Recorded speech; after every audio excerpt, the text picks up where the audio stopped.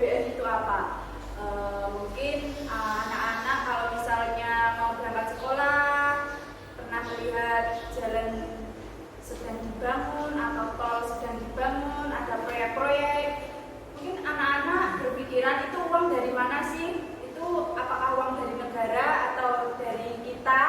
Nah, di sini Ibu akan membahas dari mana saja sih uang itu untuk membangun sebuah proyek-proyek di jalan. Yang pertama, arti dari APBN. Anak-anak bisa membaca, yaitu APBN ialah rancangan keuangan tahunan Indonesia yang dirancang setiap tahun dengan tujuan untuk menjadi acuan agar penggunaan anggaran pendapatan dan belanja bisa sesuai rencana dan bisa dialokasikan sesuai dengan porsinya.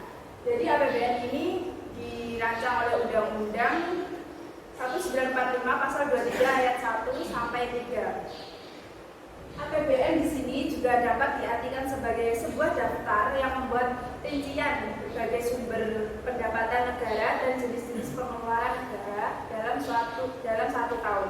APBN ini juga disebut alat untuk mengontrol kegiatan pemerintah sehingga pemerintah memiliki acuan yang jelas mengenai pengeluaran dan pendapatan negara dalam kurun waktu tertentu. Oke, selanjutnya di sini ada fungsi APBN. Apa saja sih fungsi dari APBN? Yang pertama ada fungsi otorisasi. Fungsi otorisasi di sini sebagai dasar untuk melaksanakan pendapatan dan belanja pada tahun yang bersangkutan dan dapat dipertanggungjawabkan pada rakyat. Fungsi otorisasi juga dapat diartikan sebagai pemerintah di sini memiliki kewenangan mengalokasikan sumber daya sesuai dengan apa yang sudah direncanakan pada tahun itu.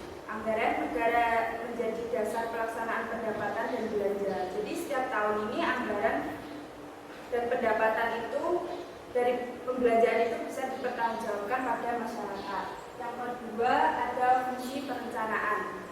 Fungsi perencanaan di sini digunakan sebagai pedoman bagi manajemen dalam merencanakan kegiatan pada tahun yang bersangkutan. Jika anggaran belanja sudah tersusun rapi, negara bisa dengan mudah membuat rencana kegiatan guna mendukung pembelanjaan tersebut. Fungsi perencanaan ini juga bisa digunakan pula sebagai acuan nantinya negara ke depannya akan berfokus pada sektor apa saja. Selanjutnya, yang ketiga ada fungsi pengawasan. Fungsi pengawasan di sini bisa digunakan sebagai pedoman untuk menilai kegiatan penyelenggaraan pemerintah negara sesuai dengan ketentuan yang telah ditentukan. Di sini bisa menjadi pedoman untuk menilai segala jenis aktivitas penyelenggaraan pemerintah, apakah sudah sesuai dengan yang sudah ditetapkan atau belum, atau lewat fungsi ini masyarakat pun akan mudah menilai ketetapan pemerintah dalam menggunakan uang negara.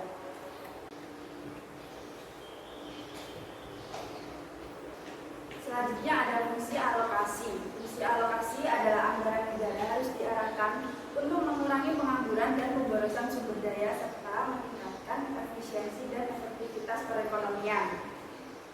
Di sini pemerintah dapat membagi pendapatan negara yang diterima sesuai dengan target yang telah diinginkan. Jadi fungsi alokasi ini dana yang telah digunakan untuk melakukan berbagai penggadaian barang-barang serta berbagai jasa publik yang sudah beroperasi seperti pembangunan tanggul, jembatan, jalan, dan perbaikan jalan lainnya. Selanjutnya ada fungsi distribusi. Sini APBN digunakan untuk membagi dana dan pendapatan nasional ke berbagai sektor dengan memperhatikan rasa keadilan dan kepatutan. Negara di sini harus memperhatikan keadilan dan kepatutan dalam menjalankan berbagai kebijakan, karena harus memanfaatkan APBN untuk kepentingan masyarakat bersama, seperti dana pensiun, subsidi, dan bahan pokok lainnya. Yang terakhir ada fungsi stabilisasi. Fungsi stabilisasi ini digunakan pemerintah untuk menstabilkan keadaan ekonomi negara agar terhindar dari hal-hal yang tidak diinginkan. Selanjutnya ada sumber-sumber penerimaan negara. Jadi ini yang sudah Ibu jelaskan di awal tadi, dari mana saja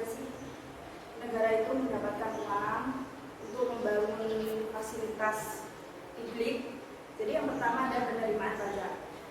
Pajak merupakan iuran rakyat kepada pemerintah yang dapat dipaksakan dengan tanpa balas jasa yang secara langsung. Jenis pajak ada pajak pusat, yaitu pajak penghasilan atau bisa juga disebut PPh. Yang selanjutnya ada pajak pertambahan nilai barang dan jasa atau PPN, pajak bumi dan bangunan, pajak penjualan dan barang mewah PNBW. Ini seperti kayak emas-emasan, berlian, mobil Lamborghini. Dan yang kedua ada penerimaan negara bukan pajak, ini PNBP. Penerimaan bukan pajak ini meliputi penerimaan sumber daya alam. Jadi ini yang terdiri atas kehutanan, minyak bumi, gas alam, pertambangan umum, dan perikanan. Nah, yang ketiga ini hibah. Hibah merupakan bantuan berupa uang, barang, dan jasa yang berasal dari pemerintah, masyarakat, dan badan usaha dalam negeri atau luar negeri yang tidak mengikat. Jadi ini adalah lembaga internasional yang pernah memberi bantuan ke Indonesia. Ini dari bank luar negeri seperti World Bank, Asian Development Bank, dan seterusnya. Selanjutnya ada jenis pengeluaran negara. Jadi ini uang negara ini dikeluarkan untuk apa saja, untuk keperluan apa saja. Jadi berikut jenis-jenis pengeluaran pemerintah pusat dalam APBN. Pengeluaran untuk belanja. Yang pertama ada belanja pemerintah pusat. Ini terdiri dari belanja pegawai seperti gaji ke-13, gaji honorer, dan lain sebagainya. Selanjutnya ada subsidi. Subsidi ini seperti bantuan yang dikeluarkan oleh pemerintah kepada masyarakat. Belanja barang, ada pembayaran bunga piutang. Jadi uang yang didapatkan oleh negara itu bisa dikeluarkan untuk pembayaran utang ke luar negeri. Selanjutnya ada bantuan sosial, bansos ya. Selanjutnya ada belanja modal. Ini biasanya pemerintah menggunakan belanja modal ini untuk membeli gedung, membeli tanah, dan belanja lain-lain. Nah, yang berikutnya ada pengeluaran untuk pembiayaan. Pengeluaran obligasi pemerintah, pembayaran pokok luar negeri, dan pembiayaan lain-lain. Di sini pengeluaran obligasi pemerintah adalah jaminan utang yang diterbitkan oleh pemerintah untuk mendukung pengeluaran dan kewajiban pemerintah. Jadi di sini anak-anak perhatikan dari Presiden RAPBN itu diajukan kepada DPR, lalu DPR akan merapatkan kembali. Apabila diterima maka disahkan menjadi APBN dan dikembalikan atau dilaksanakan lagi oleh Presiden.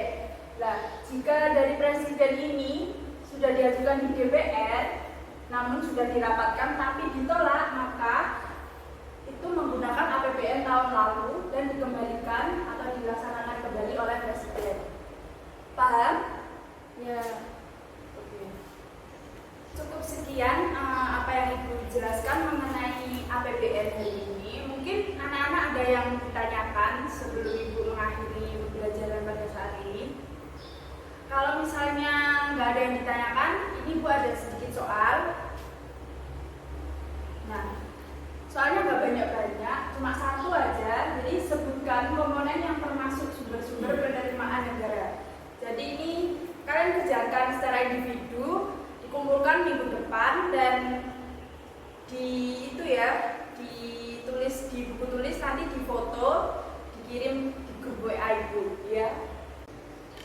Semoga apa yang Ibu jelaskan pada hari ini bisa bermanfaat bagi anak-anak semua. Untuk minggu depan materinya APBD ya, anak-anak bisa membaca sekilas mengenai APBD dan jangan lupa soalnya dikerjakan. Oke, cukup sekian. Sebelum tadi kan memulai berdoa, jadi sekarang sebelum mengakhiri berdoa dahulu. Ketua kelas memimpin doanya.